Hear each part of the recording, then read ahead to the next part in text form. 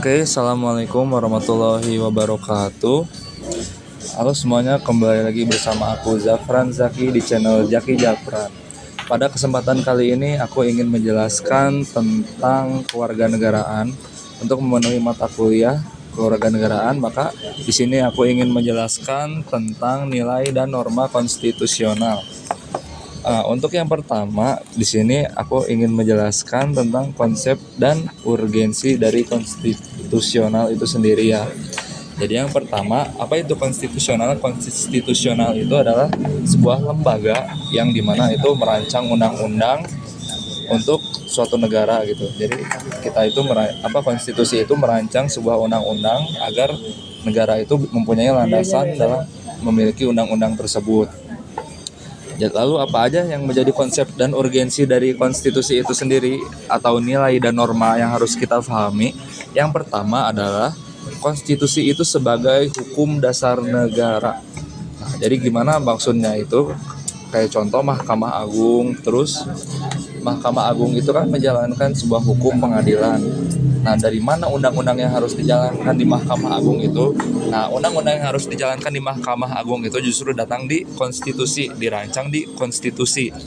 Nah, jadi gitu sebagai hukum dasar negara. Jadi sebuah negara itu tidak akan berjalan kalau tidak memiliki undang-undang. Maka dari itu konstitusi di sini hadir untuk merancang undang-undang tersebut. Lalu yang kedua di sini adalah mengatur sistem tata negara. Nah, bagaimana konstitusi mengatur sistem tata negara? Nah, jadi mereka itu mengatur tata negara melalui konstitusi. Dengan contoh negara kita ini Indonesia mempunyai sistem pemerintahan yang demokrasi. Nah, dengan demokrasi ini konstitusi membangun sebuah undang-undang. Nah, untuk melancarkan undang-undang yang sudah dirancang gitu. Jadi supaya berjalan gitu.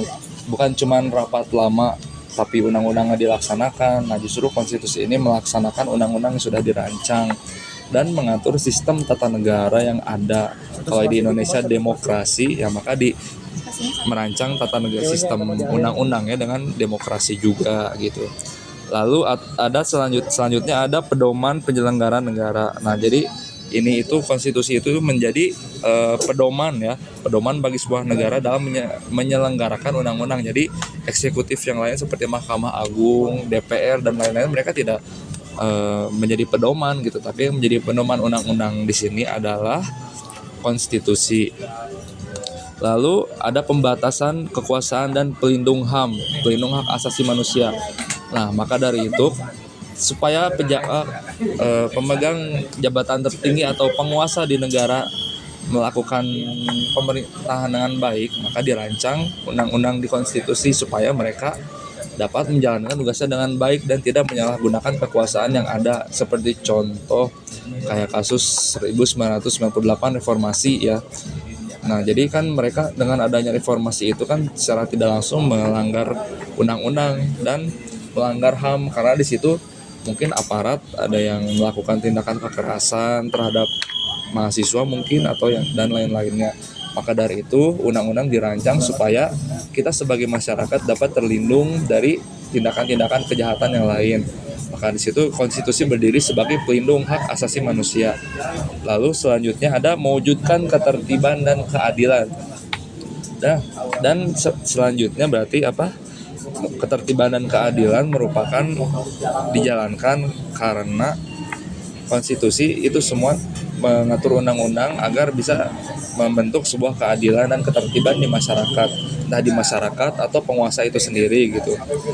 Nah, mungkin itu dari konsep dan urgensi dari konstitusi. Lalu selanjutnya ada perlunya konstitusi di Indonesia, poin kedua. Yang pertama adalah mengatur hubungan.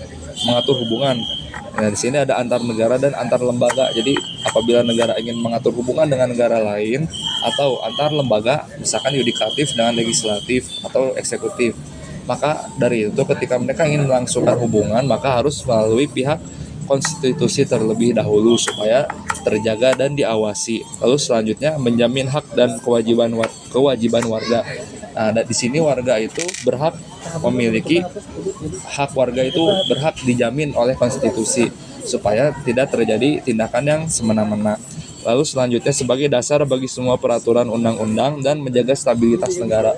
Jadi undang-undang di konstitusi itu kedudukannya lebih tinggi dibanding undang-undang lain.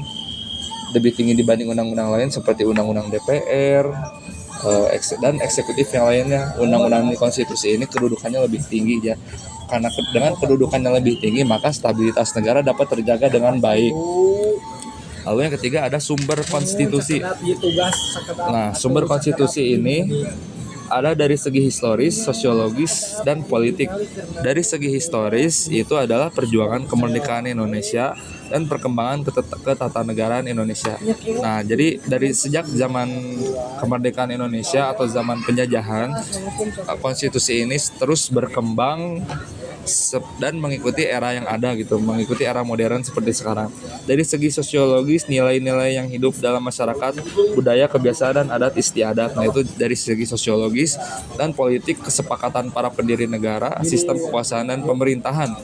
Nah, dari segi politik ini mengatur kesepakatan penguasa negara bahwa mereka dapat menjalankan jabatannya dengan baik. Lalu dari dinamika dan tantangan.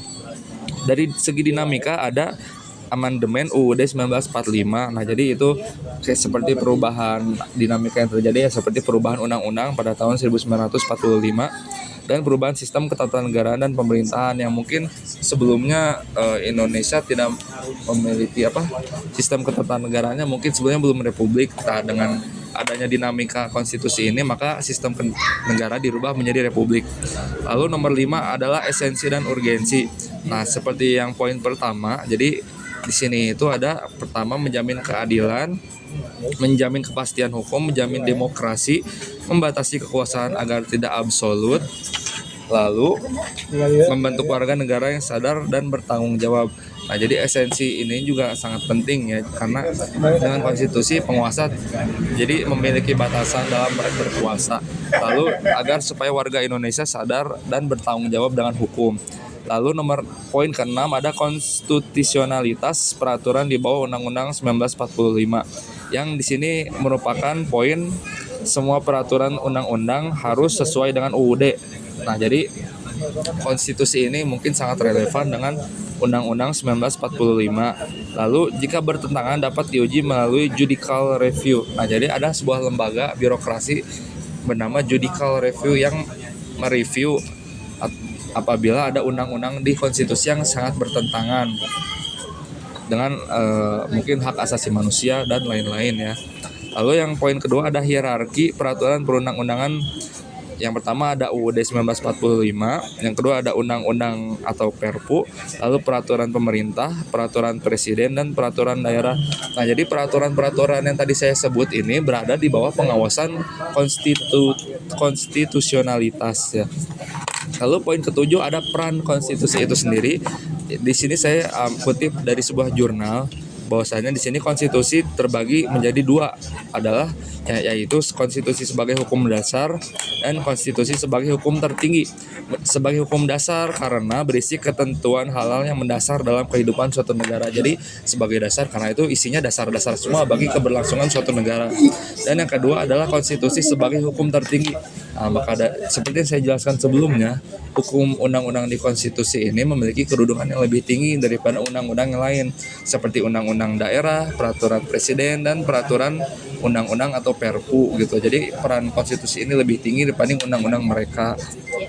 Dan yang terakhir poin nomor 8 adalah membangun kesadaran masyarakat dalam konstitusi. Dan ini juga saya kutip dari jurnal, yaitu masyarakat perlu memahami nilai-nilai dasar konstitusi, menjadikan nilai-nilai konstitusi sebagai landasan dalam menjalankan kehidupan bermasyarakat, dan meningkatkan konstitusi melalui pendidikan kewarganegaraan di sekolah. Jadi banyak cara untuk meningkatkan kesadaran masyarakat kita akan konstitusi.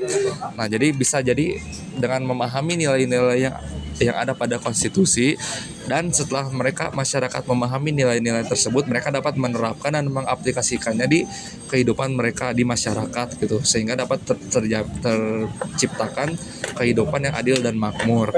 Dan yang terakhir adalah meningkatkan melalui pendidikan. Nah, jadi untuk membangun generasi muda menjadi lebih baik, maka kita juga bisa meningkatkan pendidikan kewarganegaraan supaya mereka paham tentang konstitusionalitas. Mungkin cukup sekian yang saya sampaikan. Mohon maaf apabila banyak kesalahan. Sampai ketemu lagi di konten selanjutnya. Oke, dan yang terakhir, assalamualaikum warahmatullahi wabarakatuh.